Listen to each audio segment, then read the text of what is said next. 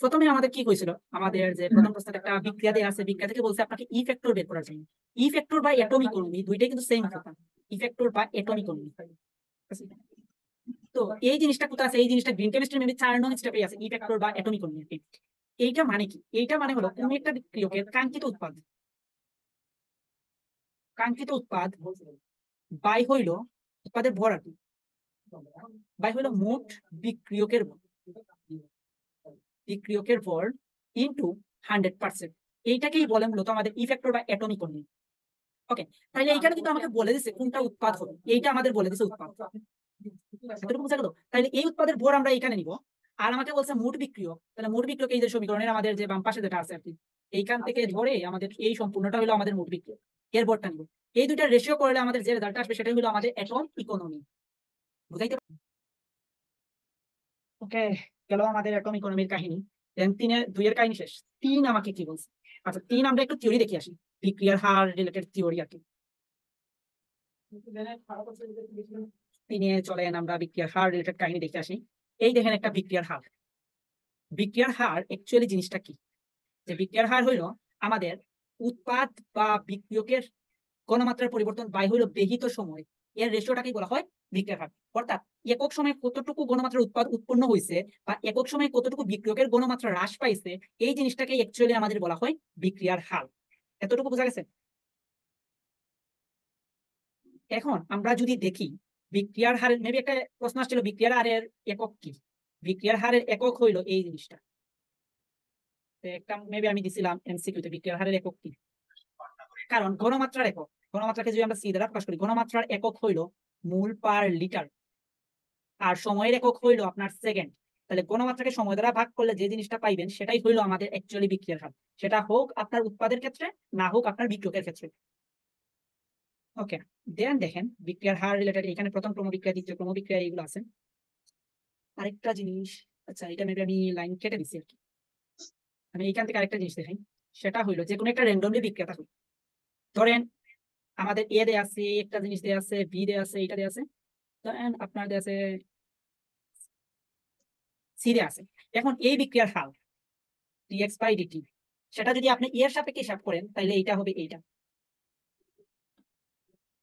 বা আপনি বির সাপেক্ষে যদি হিসাব করেন তাহলে জিনিসটা হইবে এইটা, বা আপনি সি এর সাপেক্ষে, এইগুলোর আগে মাইনাস আসবে, সি এর সাপেক্ষে হিসাব করলে জিনিসটা হইবে এইটা। এই জিনিসটা বুঝতে পারছি, এটা বুঝতে পারছি।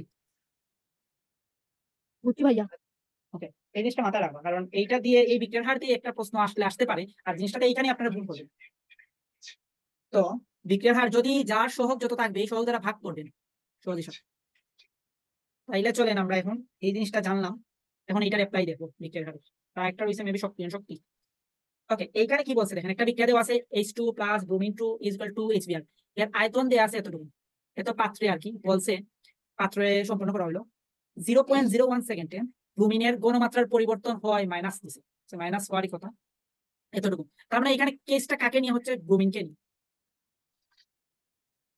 HBr। তাহলে ব্রোমিনের সহগ কত, 1 না? তাইলে এই ক্ষেত্রে আমি যদি বিক্রিয়ার হার লিখতে চাই, তাইলে যেহেতু ব্রোমিন একটা বিক্রিয়ক, বিক্রিয়কের আগে কিন্তু মাইনাস আছে, -1 বাই দেয়া যায় কথা না দেয়া একই কথা। এতটুকু বুঝতে পারছি? তাইলে দেখেন ব্রোমিনের ক্ষেত্রে আমাদের ব্রোমিনের কিন্তু ঘনমাত্রা দেয়া নাই, তাহলে ব্রোমিনের ঘনমাত্রা কি লিখতে পারি, ঘনমাত্রা সি সমান আমরা এটা লিখতে পারি যে N/V, এটা লিখতে পারি না? তাইলে দেখেন আমি এইখানে বসিয়ে দিব, জাস্ট মাইনাস তো আছে, মাইনাস আছে প্লাস হয়ে যাবে 0.001 মোল, আর ভির ভ্যালু দেওয়া আছে কত 0.25, আর টির, হ্যাঁ 0.25, আর টির ভ্যালু দেওয়া আছে আপনার 0.01। শেষ, বুঝা গেল?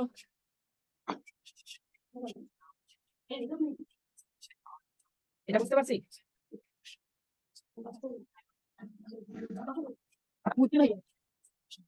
ওকে, গেল আমাদের এইটা। ভাইয়া এইটা আবার একটু বুঝিয়ে দেন না। দেখেন এর আগে আমি একটা র্যান্ডম একটা বিক্রিয়া নিলাম,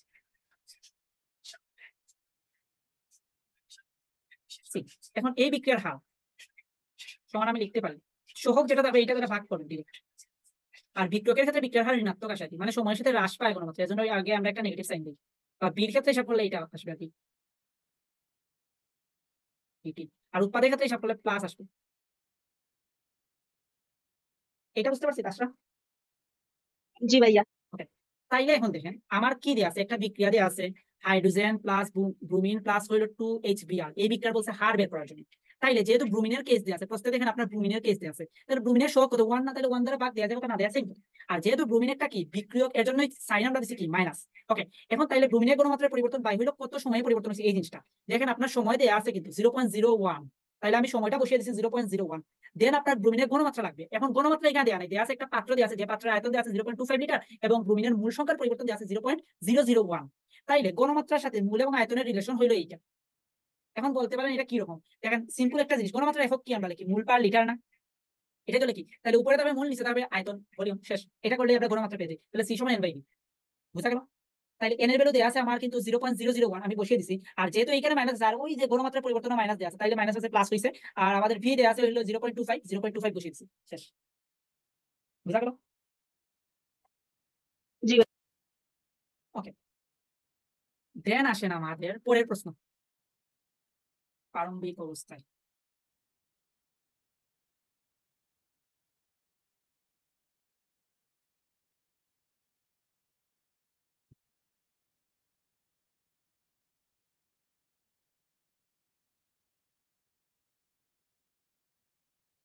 প্রশ্নটা ওকে, পরের প্রশ্ন আমাদের 4 নং প্রশ্ন।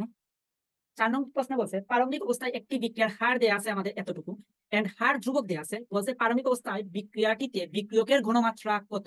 এখন আমরা দেখেন বিক্রিয়ার হার দেয়া আছে আর হার ধ্রুবক একটা দেয়া আছে, আমাকে বলছে বিক্রিয়কের ঘনমাত্রা কত, এইটা ফাইন্ড আউট করার জন্য। এখন দেখেন বিক্রিয়ার হারের ক্ষেত্রে আরেকটা ফর্মুলা, এটা তো দেখলাম আমরা বিক্রিয়ার হারের সাথে ঘনমাত্রা এবং সময়ের রিলেশন দিই, আপনারা জানেন কি না জানি না। আরেকটা ফর্মুলা হলো বিক্রিয়ার হার মানে dx/dt প্রপোর্শনাল হয় প্রারম্ভিক ঘনমাত্রার সমানুপাতিক, এবং এই সমানুপাতিক সাইনটা উঠিয়ে আমরা লিখতে পারি কে, এই কে কে বলা হয় হার ধ্রুবক। বুঝা গেল? তাইলে এখন দেখেন আপনার হার ধ্রুবক কে এর মান দেয়া আছে, দেন বিক্রিয়ার হার এই অংশটুকুর ভ্যালু দেয়া আছে, আপনাকে বলছে প্রারম্ভিক বিক্রিয়কের ঘনমাত্রা মানে সি নট কত, এটা ফাইন্ড আউট করার জন্য। পারা গেল? তাইলে আমাদের 4 নংটা বোঝা গেল।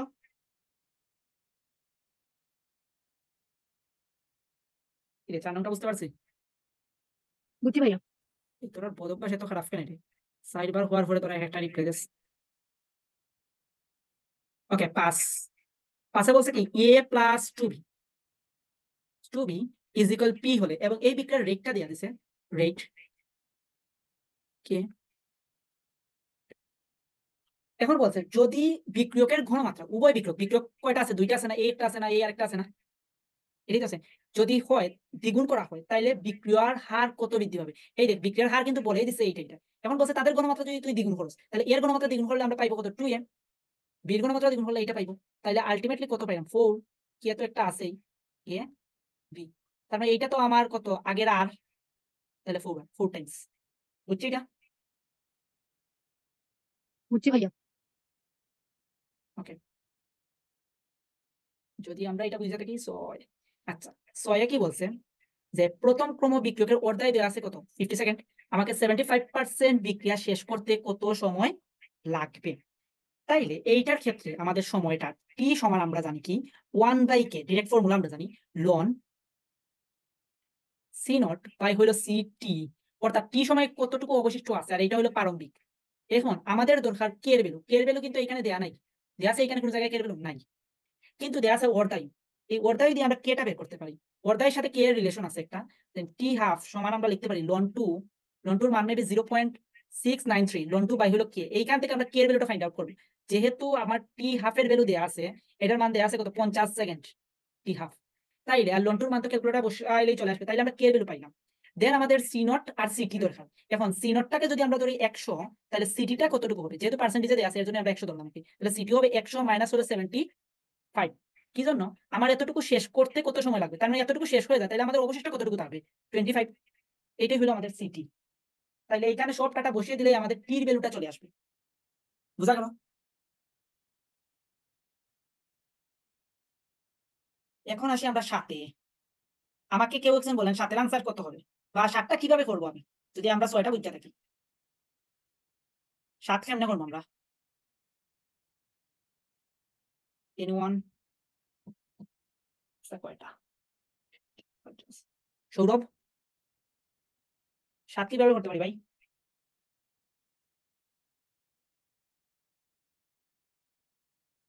সৌরভ তুমি আছো? না, আর কে আছে? জেরিন আছো? একটাও না, সবটি ঘুমো। আর কে আছে? নিতা। নিতা আছো? কি রে ভাই, তোরা সত্যি যেমন কি আমার বয়স শোনা যায় না? আচ্ছা, ইয়াই কো, অনুষায় কো, 7 কেমনে করতে পারি? ভাই এটা আমি আনসার করছিলাম না। আনসার করছস না এখন? তুই কিটা পরে আর দেখছস না? বুঝলাম না, আপনি করে দিলেন। আমি তো কইরা দিমু, ঠিক আছে। ওকে। আচ্ছা, 7 এর প্রশ্নের মধ্যে কি বলছে? 7 ওয়ান কাইন্ডস অফ একটা গুগলি কোয়েকশন দিছি। একটা প্রথম ক্রম বিক্রিয়ার বলছে কি 1/5 40 মিনিটে সম্পন্ন হয়। আমাকে বলছে 100% সম্পন্ন হওয়ার সময় নির্ণয় করো। আরে ভাই, প্রথম ক্রম বিক্রিয়া কখনো কি শেষ হয়? হুম? কখনো কি প্রথম ক্রম বিক্রিয়া 100% শেষ হয়? শেষ না হয় না অনুষায়? তাহলে প্রথম ক্রম বিক্রিয়া যদি 100% শেষ না হয়, তাহলে কি আমাদের সময় থাকবো? তাহলে এটার সময় হবে ইনফিনিটি। বুঝাইতে পারছি? আবার হইবানি একটু। আচ্ছা, যেহেতু কইছে 100% সম্পন্ন হওয়ার সময় নির্ণয় করো। আর আমরা জানি কোন প্রথম ক্রম বিক্রিয়া 100% সম্পন্ন হয় না। এজন্যই সময়টা ইনফিনিটি। বুঝাইতে পারছি? বুঝছি। ওকে। দেন বলছে আমাদের 8 এর অলরেডি ওই আমাদের 6 এর মতোই আরকি কাহিনী। প্রথম ক্রম বিক্রিয়া অর্ধই দেওয়া আছে। আপনার বলছে বিক্রিয়ার হার। এই যে T½ সমান আমরা লিখতে পারি ln 2 বাই হইলো K। তাইলে আপনাকে বলছে K টা বের করার জন্য। এটাই হইলো আমাদের 8। T½ এর মান দেয়া আছে 10 মিনিট। আর তোদের আরেকটা বদ অভ্যাস। এইটা ফাইনাল পরীক্ষায় জীবনেও করবে না। একটা ভ্যালু বের করছস, এটার যদি ইউনিট থাকে অবশ্যই ইউনিট দিবা। আজকে ফিজিক্সেও একটা ইউনিট দিছো না। লেখা রাখছো কত? এই যে 9 ডিগ্রি। আমি কিতা বুঝতাম ভাই, এখানে ফারেনহাইট লেখছো না, তোরা কেলভিন লেখছস না সেলসিয়াস লেখছস? একটা বের হই যান লেখছস 40 -40। মানে এটা ফারেনহাইট লেখছস না কেলভিন লেখছস না সেলসিয়াস লেখছস, কিতা বুঝতাম আমি? ফাইনালে কিন্তু স্যারেরা এরকম ইয়ে করতো না। কনফিউশন কোয়েকশন তারপর স্যারেরা একবার হাইটাই লাইবে। কারণ স্যারেরা ইচ্ছে হলো যত পারে তোদের বাদ করো। তোরা দিবে 2000 জনের পরীক্ষা। আর সিট আছে মাত্র 200 টা। 200 টা না 180 টা। তব্য 200 জনটাই নেই মোটামুটি। তাহলে 100 টা আছে। 2000 জন থেকে তোদের 200 জনটা বাছাই করতো। স্যারেরা কিন্তু টেকা করছে নি। বুঝি বুঝি একজনটা ইয়ে করতো। স্যারে যত পারে খালি সরাইবো। যত পারে মার্কস কমাইতে থাকবো। বুঝাইতে পারছি? সো ইউনিট গুলো একটু দেওয়ার ট্রাই করবা, যেগুলোর ইউনিট দেওয়া পসিবল। আচ্ছা ভাই ওই যে সেম আছিল ফারেনহাইট আর সেলসিয়াস মনে হয়। ওইটা কিতা হইব? -40 ডিগ্রি মানে কিতা লিখতাম? তোরা 40 ডিগ্রি লেখ, -40 ডিগ্রি লেখের উল্লেখ করে দিবি, -40 ডিগ্রি সেলসিয়াস বা -40 ডিগ্রি ফারেনহাইট। বা তোরা যদি এই দুইটা স্যাটিসফাইড না থাকস, তোরা ইয়াত লিখবি, কেলভিনে লিখবি। বুঝাইতে পারছি? বুঝছি। ওকে। দেন আমরা 8 শেষ। এখন আমরা দেখব 10।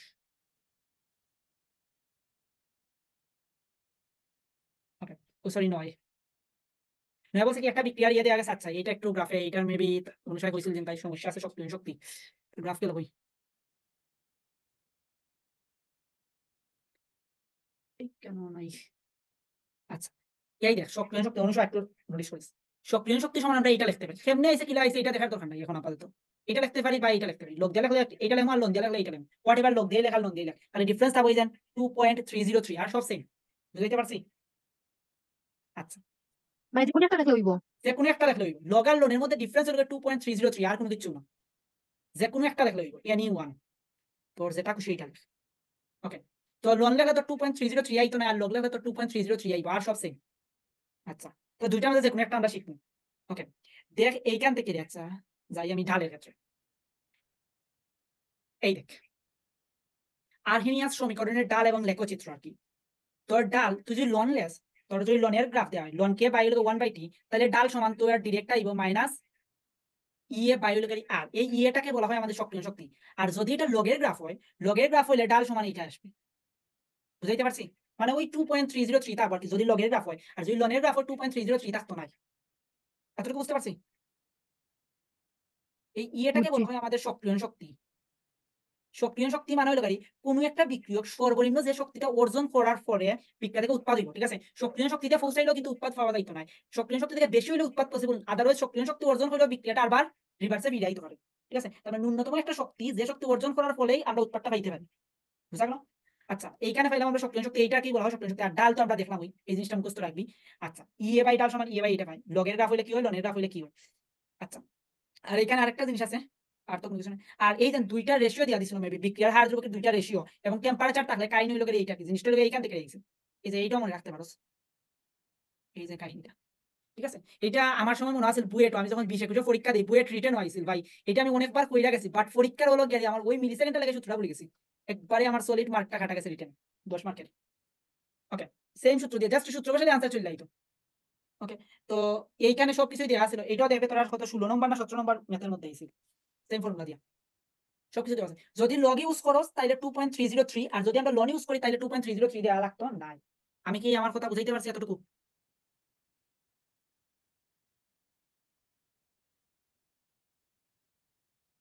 অনুষা বুঝছি? বুঝছি ভাইয়া। ওকে। এখন আমরা আসি সেই প্রশ্ন। আচ্ছা এখন দেখ আমাদের খার গ্রাফ দেওয়া আছে, লগের গ্রাফ দেওয়া আছে না? লগ। তাইলে ডালের ক্ষেত্রে ওই আমার 2.303 চলে আসবে। বুঝাইতে পারছি? তাইলে এই ক্ষেত্রে ডালটা কি হইব? ঢাল সমান আমরা লিখতে পারি মাইনাস ইএ বাই হইল 2.303 ইনটু কি? আর আর এই তো শেষ। এখন ডালের ভ্যালুতে দেই আছে -75 দেন আমরা এটা তো জানি আর এর মানও জানি ই এর মান ইজিলি চলে যাইব। কথা কি ক্লিয়ার? বুঝছি। ওকে। দেন আমরা আর গেল 9 শেষ 10 10 এ ওই যে আমি তোরে কইলাম বেগ ধ্রুবক 3 গুণ এই যে একটা সূত্র লেখা দিছিলাম যে লন যে k2 বাই হলো k1 is equal EA by হলো আর যদি আমি লগ ইউজ করতাম তাহলে এখানে 2.303 দিতাম যেহেতু আমি লন ইউজ করছি এর জন্য দিছি না আর কি 1/t1 মাইনাস 1/t2 আমার দেখ তাপমাত্রা দেয়া আছে T1 T2 দেয়া আছে বেগ ধ্রুবক বলছে 3 গুণ বৃদ্ধি পায় তার মানে k2 এর ভ্যালু হইব গেলে সাইড k1 4k1 ওকে তাইলে আমাকে বলছে সক্রিয় শক্তি বার করার জন্য শেষ k2 এর মান যে 4k1 এটা বুঝছি ভাইয়া 3K 1 হতো না? না তোরে কইছে বৃদ্ধি পায় এতটুকু তাইলে বৃদ্ধি পাই এতটুকু বৃদ্ধি পায় তাইলে তোর k2 কতটুকু হইব আগে আসছিল ধরলাম k1 প্লাস 3k1 এই দেখ বুঝা গেল বুঝছি। ওকে তাইলে এখন সব ডাটা বসাই দিন এই সূত্রত আমাদের ই এটা চলে যাইব আর সক্রিয় শক্তি খারে হয় এটা তো কইলাম ওই 11 শেষ আমাদের পারো আচ্ছা ইউরিয়াকে মাটিতে মিশতে আচ্ছা যে পদার্থই থাকুক তার সাথে এস লাগাইলেই আই থিংক এনজাইম হইছে আর কি বায়োলজি যখন স্যারে বসতাম যখন প্রাণী বিজ্ঞান পড়তাম তখন স্যারে আমাদের বলছিলেন যে যেটারই বাঙ্কা তার সাথে এস লাগাই দিবা সেটাই একটা এনজাইম হইছে তাহলে ইউরিয়ারে বাঙ্গা লাগাই ইউরিয়াস ইউরিয়াস শেষ এনজাইম সক্রিয় শক্তির একক এবং বিক্রিয়ার হারের একক কি সক্রিয় শক্তির একক কোয়া হয় কিলো জুল পার মোল প্রতি মোলের জন্য হিসাব করা হয় বা জুল পার মোল বুঝাইতে পারছি আর বিক্রিয়ার হারের একক আগেই দেখাই দিয়েছি প্রথমেই দেখাই দিয়েছি ওকে 14 নম্বরে দেখ 14 নম্বরে তোর লন দেয়া আছে তাহলে লন দেয়া থাকলে আমরা কি আইতো না 2.303 এই জিনিসটা আইতো না বুঝাইতে পারছি আর ডেল এইচ বা ই এর সেম কথা ডেল এইচ যে কথা ই এর সেম কথা বুঝাইতে পারছি বুঝতে পারছি এটা অনুষা বুঝছি বুঝছি ভাইয়া। ওকে আচ্ছা 15 লাগতো না 16 16 16 তো লাগার কথা নয় 15 16 লাগার কথা নাই কেপি কত কেসি কত দেন 17 17 লাগবো নি না 17 লাগতো না। ওই যে 19 নাম্বারটা। 19 19 নম্বর বলছে বিক্রিয়ার চাপ বাড়ালে কি হয় আচ্ছা এখানে দেখছেন তোর চাপের কি কোনো পরিবর্তন আছে মানে ডেলেনের ভ্যালু কত জিরো না এই মূল সংখ্যার পরিবর্তন কত জিরো না 0। তাহলে মূল সংখ্যার পরিবর্তন তাহলে চাপের কোনো প্রভাব থাকে মানে উদ্ভাসন সেম একটা কোয়েশ্চন দেখছিলাম তারা কইছে যে চাপ বাড়ালে বিক্রিয়াটা মানে বাম দিকে যায়। এটা তারা ভুল দেখছে হয়তো বা। ঠিক আছে মূল সংখ্যা সেম তাহলে চাপের কোনো পরিবর্তন হয় না ক্লাসের তেলার নীতিটা দেখিস তাহলে বুঝতে পারবে ক্লাসের তেলার নীতিটা লেখাই আছে আচ্ছা 19 গেল দেন আর কোনটা 20 নাম্বারটা। 20 নাম্বারটা আমাদের কি হইছে বিটা মূল তার মানে তোর ইনিশিয়াল ছিল কত বিটা এইটা কতটুকু বিয়োজিত হইছে আলফা পরিমাণ বিয়োজিত হইছে তাহলে বিয়োজনের মাত্রা কি বিয়োজনের মাত্রা হলো এটা সাপেক্ষে ইয়ে করা হয় বিয়োজিত হইছে মানে কি তাই এতটুকু ভাঙছে তাইলে দেখ বিয়োজন মাত্রারে আমরা পার্সেন্টেজে হিসাব করি কিন্তু এটা মাথায় রাখিস এই যে আমরা ইন্টারের বইতে আলফা ইউজ করতাম সেটা ম্যাক্সিমাম বিয়োজন মাত্রা ছিল 23% সামথিং পার্সেন্ট এগুলো তাইলে আমি লিখছিলাম alpha by beta into 100%। Alpha by beta into 100% হ্যাঁ এটা হইল 100%। এটা মনে হয় আমি রাইট দিছি এইটাই হইলো তোর রেজাল্ট বুঝাইতে পারছি বুঝছি। ওকে 21 লাগবো না 21 লাগতো না। ওকে আর কেউ কোনো 22টা কিছু লাগবো। যদি আর কেউ কোনো কিছু লাগে তোমরা হইতে পারো তোমরা কেউ রেসপন্স করার না লাগে তোমরা টানি আমার না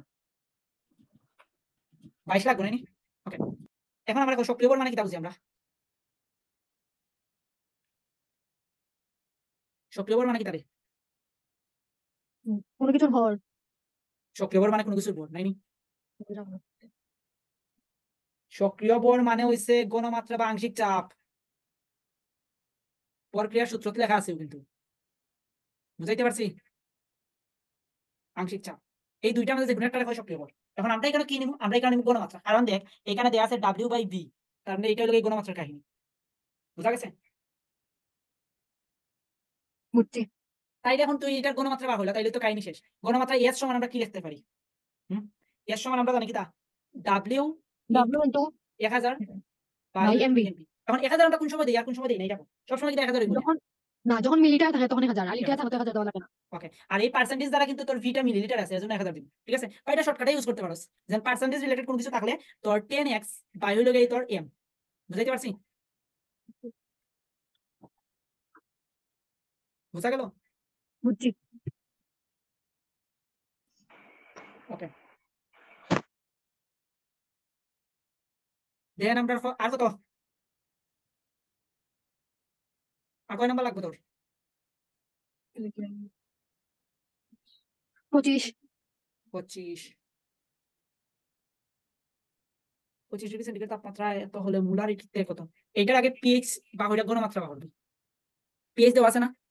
এই দেওয়া আছে। তাহলে ঘনমাত্রা বার করবি।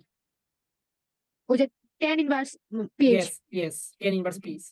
এটা হলেও তো তোর কাহিনী চলে যাইব, শেষ আনসার। এটাই তো তোর মোলারিটিতে বুঝছি। আর দেওয়া আছে। 24 নাম্বারটা 24 বিয়োজন ধ্রুবকের তলে এমনি।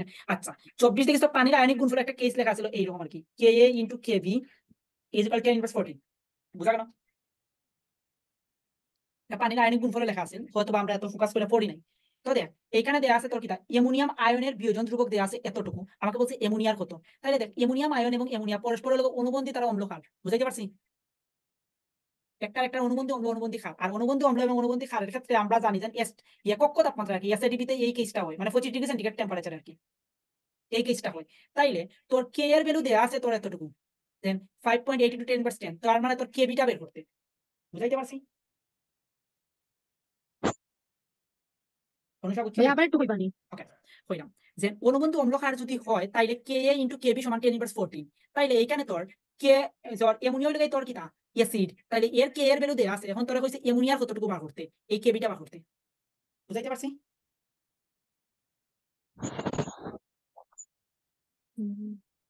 তোরা আবার ক্লাসে জয়েন দিস। H প্লাস দিয়া কি ইয়ে করতাম নি, মানে ওই যে tan ইনভার্স 14 দিয়া ভাগ দিতাম। এটা 10/14 দ্বারা ভাগ দিবি। তোরা আরো 5 মিনিট পরে এগেইন ক্লাস এর বিষয়ে আমাকে কি বলছে? 26 বলছে 3 লিটার HCl দ্রবীভূত হলে পিএইচ কত? জেনে নিতে পারা যাইব? একটু রেসপন্স হইলো তাড়াতাড়ি, তাইলে কারণ রাইতো না হয়ে গেছে। দেখাই হয় আর কি, আমি তো এটাই বলবো। বুঝি নাই?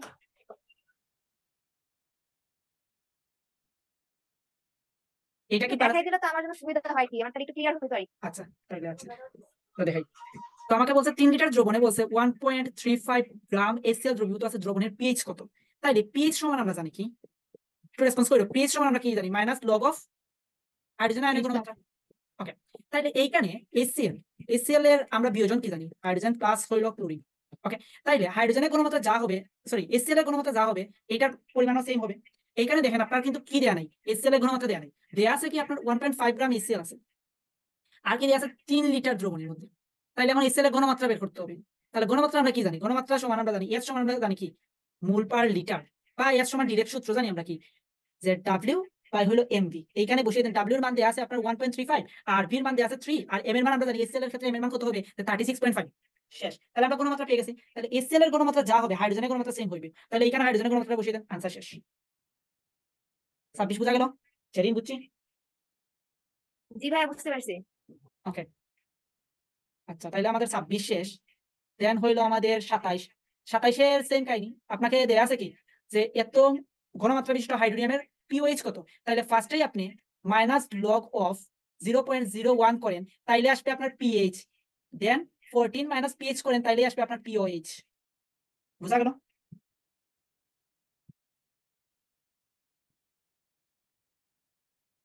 তাইলে আমাদের 27 শেষ। দেন 28। 28 এর কথা আগেই বলে ফেলছি আমি, এই যে পার্সেন্টেজ ছিল এইরকম করলেই হবে। আপনার ঘনমাত্রা কত, তাহলে ঘনমাত্রা বের করে ফেলবেন, দেন পিএইচ বের করে ফেলবেন। দেন 29। 29 এ ওই যে আপনার ইয়ার কি, আপনার কি ছিল হাইড্রোজেন আয়নের অসওয়াল্ডের সূত্রটা, যেটা alpha C. Right alpha C দ্বারা হ্যাঁ কে এর সমান আছে না কে ইকুয়ালস টু যে আলফা স্কয়ার সি ইয়েস এইটাই K is equal alpha square C এটাই দিয়েছিলাম তাহলে এখান থেকে আপনার সবকিছু বের হয়ে যাবে দেন হাইড্রোজেন আয়নের সমান মনে হয় এটা লেখা যায় রুট ওভার কি কে সি মনে হয় root over K C alpha C alpha square C alpha সমান লেখা যায় এটা K by C yes K by C এইখান থেকে আপনি ভাঙ্গে ভাঙ্গে করবেন একসাথে সূত্র অ্যাপ্লাই না করে ভাঙ্গে ভাঙ্গে করবা আনসার হয়ে যাব বুঝা গেছে এটা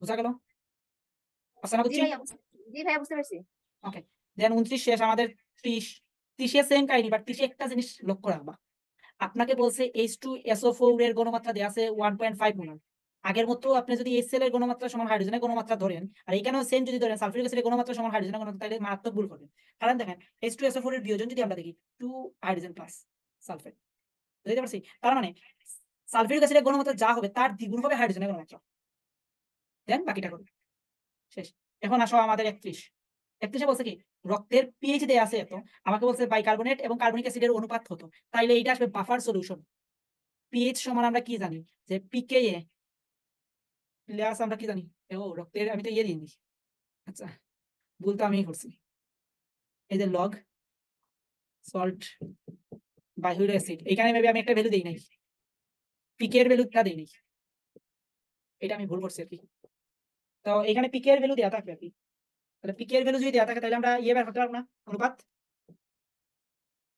জি পারবো পারবো ভাইয়া ওকে এইটাই আমি ভুল করছি পিকে এর ভ্যালুটা দেই নাই এটা তো কেউ বলে নাই যে অনেকেই তো এটা পারছে এটা কেমনে ভালো দিবা নাকি তা সব কে নকল হইলে পরীক্ষা দেয় নাকি আমি তো এখন কনফিউজ যে তাহলে আমি পিকে এর ভ্যালু দিলাম না কে এর ভ্যালু দিলাম না তারা পিকে এর ভ্যালু কেমনে পাবো ভাই এটা তো অ্যানসারই করি নাই তোমার কথা বলি না আমিও বলছি না যারা দিছে আর কি এরা কেমনে দিল এরা তো ওই গেছে অনেকে আচ্ছা তো আমাদের এইটার কাহিনী গেল দেন আমাদের পরেরটার কাহিনী এই তো প্রশ্নের মধ্যে আমি তখন প্রশ্ন কই আছে এটা তো খুঁজে পাইতাম না ওই কে এর ভ্যালু আছে না মূল প্রশ্ন আমি কে এর ভ্যালুটা দিই আচ্ছা বাদ দাও দেন আমারে বলছে পরেরটা 32 বলছে HCl এর pH এত হইলে প্রতি লিটার দ্রবণে HCl এর পরিমাণ কত আচ্ছা এখানে অ্যাকচুয়ালি কি বের করার কথা কইছে কেউ আমরা কইতে পারবো তোমরা দুইজনের মধ্যে শুনে প্রতি লিটার W না প্রতি লিটার HCl না প্রতি লিটার HCl বলতে বুঝাইছে আমাদের ঘনমাত্রাটা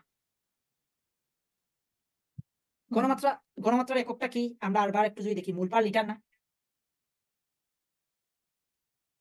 মোল পার লিটার না তাইলে 1 লিটারে এত মোল আছে এটাকেই বলা হয় প্রতি লিটারে পরিমাণ তখন আমরা মোল না দিয়ে গ্রামও লিখতে পারেন গ্রাম পার লিটার কারণ অ্যাকচুয়ালি আপনাকে ঘনমাত্রাটাই বের করার কথা হয়েছে তাহলে এই যে 10 ইনভার্স করলেই চলে আসবে आंसर 10 ইনভার্স 2 বুঝা গেছে 32 বুঝছি ওকে 33 তো আর এটা পারমু 34 ও পারমু 35 আছে 35 এর ক্ষেত্রে দেখেন কি তা কইছে আমরা ওসওয়াল্ডের যদি যাই এইটা সময় আমরা কি জানি আলফা সি এতটুকু জানি না ওকে এখন আমাদের প্রশ্ন কি হইছে আমাদের প্রশ্ন কইছে ও আয়নিত অ্যামোনিয়াম হাইড্রোক্সাইডের কত এটা আমি বার করতাম তার মানে আয়নিত অবস্থা হলো এইটা বুঝাইতে পারছি এতটুকু বুঝা গেছে তাহলে ও আয়নিত অবস্থা কি হইবে তাইলে আপনার ধরেন একটার পরিমাণ যদি 100% থাকে তার আয়নিত অবস্থায় যদি আলফা পরিমাণ থাকে তাহলে ও আয়নিত অবস্থায় কত থাকবো 100 মাইনাস আলফা এতটুকু বুঝতে পারছি 100 মাইনাস আলফা যে তাইলে আমরা ধইরা নেই এটা যেহেতু পার্সেন্টেজ আমরা না রাখাই আমরা এইভাবে লিখব 3.14 যেহেতু 1 মূল দেয়া আছে তাইলে এটা আমি ধরছিলাম ইনিশিয়াল যদি 100 মূল থাকে তাহলে আলফা বিয়োজিত হইলে আমাদের ও আয়নিত থাকবে হইলো 100 মাইনাস আলফা এখন আমার দেয়া আছে কত 1 মূল না তাহলে 1 মূল তাই খালি আমাদের যদি আলফা টুকু বিয়োজিত হয়ে যায় তাহলে ও আয়নিত কতটুকু থাকবে 1 মাইনাস আলফা না বুঝছি না ভাইয়া ওকে আবার কইলাম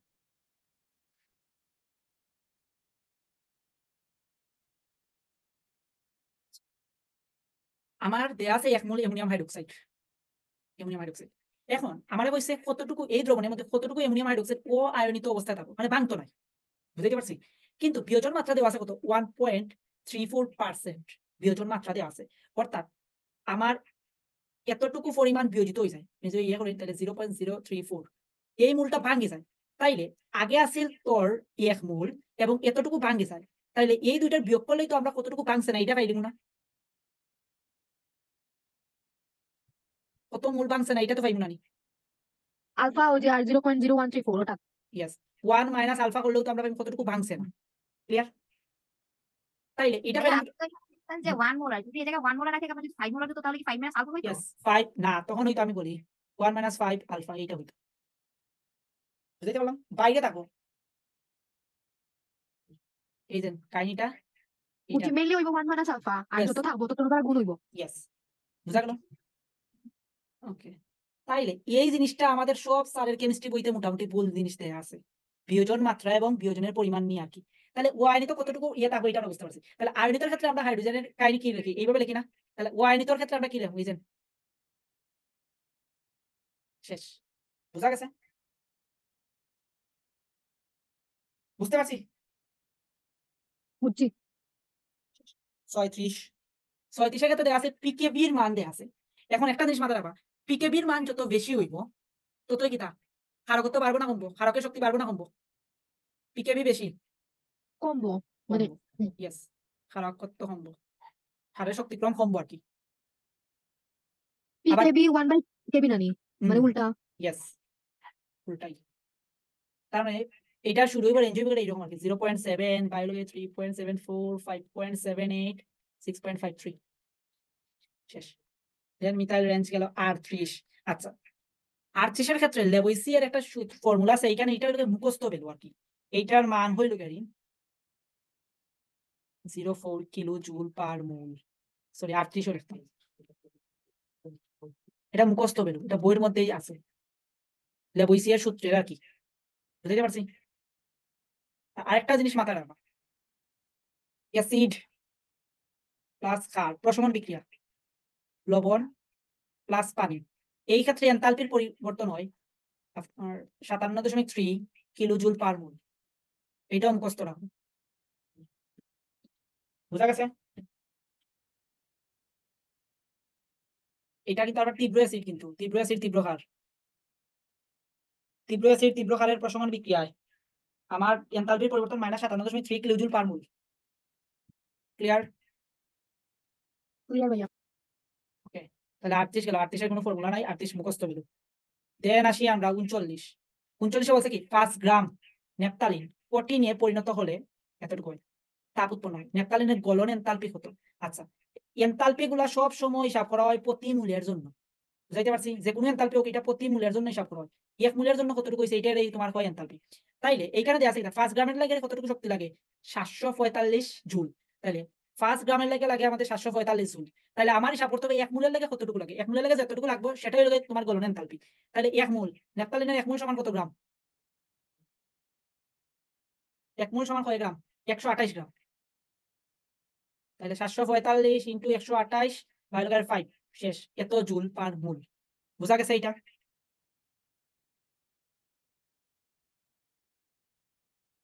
বুঝছি অনুসার মানে এক মোল লাগে নির্ণয় হলোই ইয়েস গণনা যে কোনো এনথালপি এটা হয় প্রতি মূলের জন্য আর কি এনথালপি বা বিক্রিয়া যাই হয় এটা আমরা এক মূলের জন্য হিসাব করি বুঝা গেছে বুঝছি তাইলে এইটাও গেল আমাদের কাহিনী শেষ দেন হইলো আমাদের 40 পারছি না যদিও এটা শর্ট সিলেবাসের বাইরে আর কি এগুলো আইলে এগুলো কেটে দিব এর বাইরে একটা দিত না এটা মাথা থাকবে ওকে 40 কি দেয়া আছে HCl দেয়া আছে দেন অ্যামোনিয়া দেয়া আছে আর ইকুইভ্যালেন্ট দেয়া আছে অ্যামোনিয়াম ক্লোরাইড বলছে আমাকে কি বিক্রিয়া তাপ কত তাহলে বিক্রিয়া তাপ হয় ডেলএইচ সমান হয় E2 - E1 E2 মানে কি উৎপাদের শক্তি আর E1 মানে হলো বিক্রিয়কের মোট শক্তি এই দুটার পরিবর্তন এটাকেই বলা হয় বিক্রিয়া তাপ এখানে কিন্তু দেয়া আছে বুঝাইতে পারছি 40 নম্বর বুঝছি গেল 40 এখন আসো 41 41 কি তা হইছে আচ্ছা 41 প্রশ্নের মধ্যে একটু মিস্টেক আছে আর কি তো ধরা আর্টস প্রশ্ন মিস্টেক এখানে প্রশ্নের মধ্যে এইখানে একটু হবে আর কি ওকে তো তোরা যেরকম করছিস এইরকম আনসার হইছে 1/6 তাহলে এইটা সবাই পারছে আর এটা না দেখাই সেম কাহিনী 42 ও এখানে 2 হইব এখানে তাহলে সাম্যধ্রুবক আমারে বলছে এইটা A2 + 3V2 = 2AB3 এইটা সাম্যধ্রুবক বলছে K1 হইলে আমাদের এইটা সাম্যধ্রুবক কত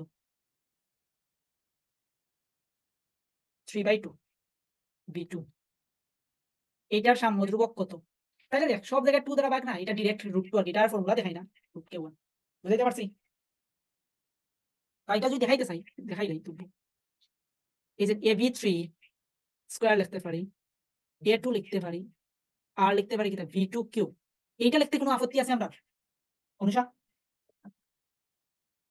বুঝছি না ভাইয়া। এই যে এখানে k1 এটা লিখতে পারি না আমরা? ওর আচ্ছা, এটা লিখলাম। তাইলে আমরা এই বিক্রিয়ার ক্ষেত্রে দেখি কি লেখা যায়। k2 সমান কি লেখা যায় দেখি। এই বিক্রিয়ার ক্ষেত্রে k2 সমান আমরা এখানে লিখতে পারি দেখি যে av3 দেন হইল হাফ অফ